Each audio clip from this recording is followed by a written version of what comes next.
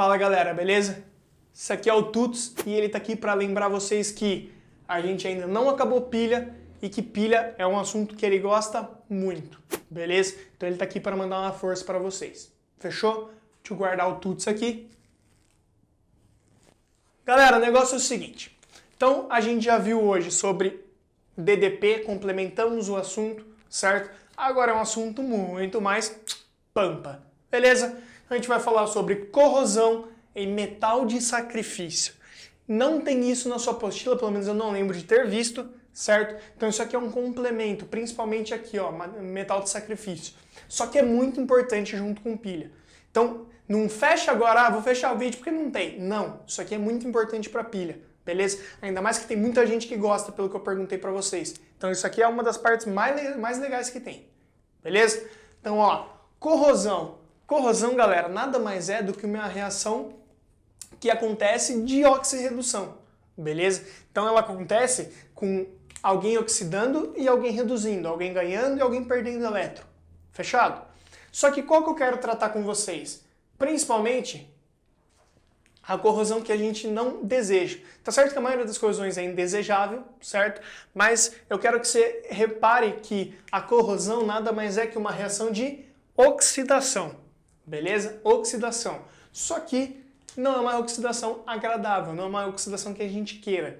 Beleza? Então eu quero tratar disso com vocês. Principalmente em relação ao ferro. Então aqui eu tenho um exemplo de uma chave feita de ferro, um desenho muito bonito, fiz curso de desenho para poder fazer isso aqui. E aqui, vocês estão vendo? Bonitinho, a ferrugem, certo? Então esse ferro está enferrujado, beleza? Tem ferrugem ali na cobertura. O que é essa ferrugem? É o hidróxido de ferro 3, ou hidróxido férrico, certo? Com algumas moléculas de água na composição. Meu Deus, que coceira! Certo? Arrumar o bigode. Beleza? Agora, como que eu chego nisso, galera? Primeiro, para eu ter uma oxidação, para eu ter essa corrosão indesejada, eu preciso ter dois fatores. Eu preciso ter oxigênio e eu preciso ter água. Pode até acontecer só com oxigênio, mas demora muito, beleza? Muito. Então eu preciso desse ar úmido, fechado? Se eu estou em contato com um ar que está úmido, eu consigo ter essa reação de oxidação, beleza? Só que lembra que ela não é agradável. Então eu vou ter a ferrugem sobre esse ferro que estava limpo, que era só ferro. Então eu tenho ferro junto com o ar úmido. E quando eu junto esse O2 do ar e vapor de água, eu produzo o íon hidróxido, o íon hidroxila, beleza? OH-. Ferro com OH- dá hidróxido de ferro 3, ou férrico, beleza? Quando ele absorve uma molécula de água para dentro do seu retículo, porque ele é iônico, certo? Então, isso aqui é mais lembrança. Mas esse composto aqui é o composto da ferrugem. Você pode achar até com 5 moléculas de água dentro. Beleza? Mas não vem ao caso. O importante é, a ferrugem é essa base aqui, tranquilo? E ela é feita através de uma reação de oxirredução, principalmente de oxidação, que não é o que a gente quer muito. Beleza? Tem as reações aqui, mas elas são um pouquinho mais extensas. Eu posso mostrar para vocês em outro evento. O que eu quero que vocês entendam é mais o conceito. Tranquilo? Ó, segunda parte. Como que eu faço então para não deixar que esse ferro ele oxide? Eu tenho um jeito dele não acontecer isso. Então tem algumas maneiras, certo? Tem maneiras de eu evitar isso. Primeira maneira é um revestimento. Então eu vou colocar algum metal ali que lembra, eu posso ter a oxidação do ferro, o potencial de oxidação do ferro. Então eu vou colocar um metal ali que tem uma oxidação menor. Aí você fala, professor, mas o ferro ainda está oxidando. Não porque ele vai revestir o ferro. Certo? Então, ele vai ter que oxidar primeiro. Então, ele vai ter que oxidar antes do ferro. Mas você vai falar, professor, mas o ferro, se ele tiver uma oxidação maior, um potencial de oxidação maior, ele vai oxidar. E eu vou falar para você, se o ar e a água se o ar úmido, que é a molécula de água, e o oxigênio só tiver contato com a parte de fora, ele não chega no ferro. Beleza? Então, ele não vai oxidar o ferro. Quer um exemplo? Lata que você tem no mercado, certo? Aquela lata de ervilha, de milho. Por que sempre mãe e vó, pergunta para sua mãe, pergunta para sua avó aí, Você pode comprar lata amassada. Quando a lata está amassada, o que você faz? A hora que sua mãe vê isso, ela fala, filho do céu, devolve isso pelo amor de Deus. Vai pegar outra para a mãe, vai pegar outra para o pai, beleza? É que geralmente é a mãe que tem o conhecimento. Ela que é a braba da família. Então, a gente tem a lata, ela nada mais é do que ferro e por fora ela é revestida com estanho, beleza? Com estanho, uma camada de estanho. Só que qual é o detalhe? O estanho protege o ferro. Só que o estanho ele tem um potencial de oxidação menor que o ferro, ou um potencial de redução maior que o do ferro. Beleza? Então, entre aspas, ele não protegeria o ferro. O ferro queria oxidar e ele reduzir. Beleza? Só que no caso, como o oxigênio e a água não têm contato com o ferro por causa da camada de estanho, então o estanho protege. Bonitinho, beleza? E por que sua mãe fala para você trocar quando está amassado? Porque se está amassado, pode ter algum sinal de rompimento nessa camada de estanho. Se rompeu a camada de estanho em algum ponto, o ferro que está atrás do estanho pode ter tido contato com o ar que tem a água e o O2. Ou seja, esse ferro pode estar já contaminado. Então ele pode ter virado hidróxido de ferro, beleza? Que é a ferrugem. E isso tem seu alimento lá dentro. Tem o milho, tem a ervilha, tem a seleta, tem o que for. Beleza? O que tiver dentro da lata. Leite condensado. Então assim, isso aqui já pode ter sido formado quando rompe essa barreira de estanho, quando ela está amassada. E daí ela vai contaminar o seu alimento.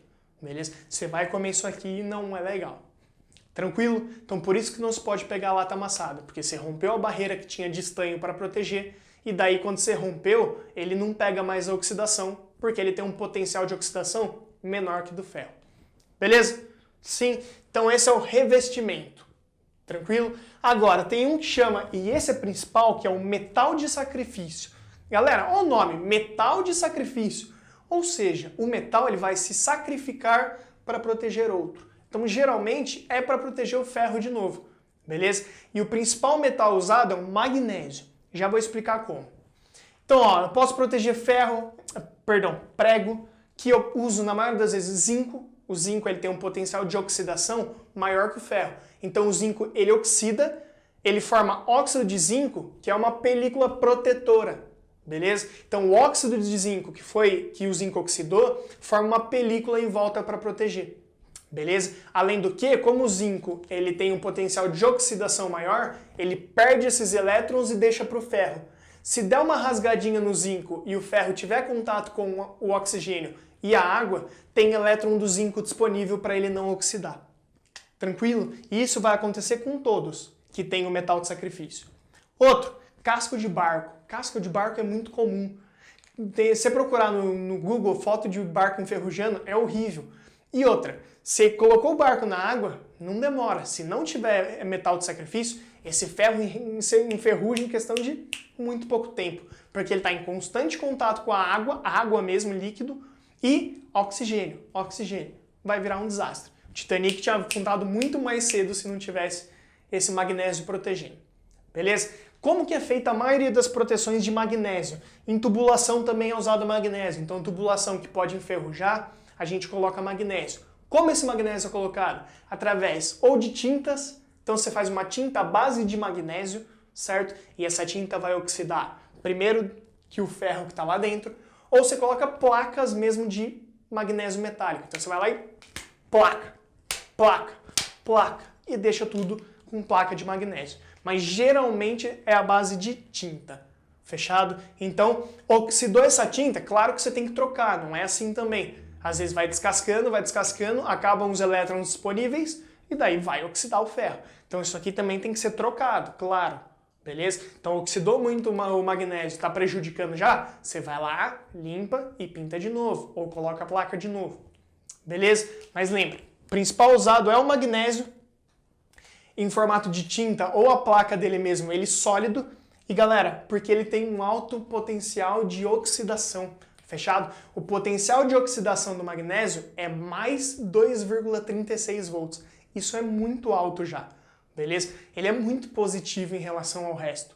Lembra que, por exemplo, o zinco ele tem um potencial de oxidação de 0,34, certo? Então assim, mais 0,34. E o zinco já é oxidante, já oxida bem legal. O magnésio é muito oxidado. Ele é muito oxidado, beleza? Além do que ele é um agente redutor muito forte. Lembra que é o contrário? Sim. Então lembra que o potencial de oxidação dele é muito alto. Ou o potencial de redução dele é muito baixo. Então ele deixa para o ferro, quando oxidar já reduz, e ele oxida numa boa e protege a película. Protege sendo uma película com seu óxido de magnésio, o MgO. Tranquilo?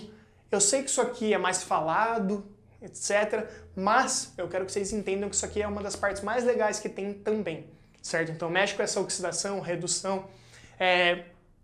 Dependendo da água, ele pode sofrer isso aqui mais rápido. Então assim, não é exatamente pilha, inclusive isso aqui é mais para a matéria da frente, que é a eletrólise. Mas assim, é uma matéria muito legal, beleza? Muito cotidiana, vamos dizer assim. Tá certo que você não tem um barco em casa, mas essa é a ideia. Tranquilo? Então galera, espero que vocês tenham gostado. De novo, um beijo no coração de vocês, um ótimo fim de semana e semana como um todo, e semana que vem a gente tá junto de novo, beleza? E aí a gente vai meter bala, beleza? Meter bala não, né? Pau na máquina, pode ser? Fechou? Beijo e até mais.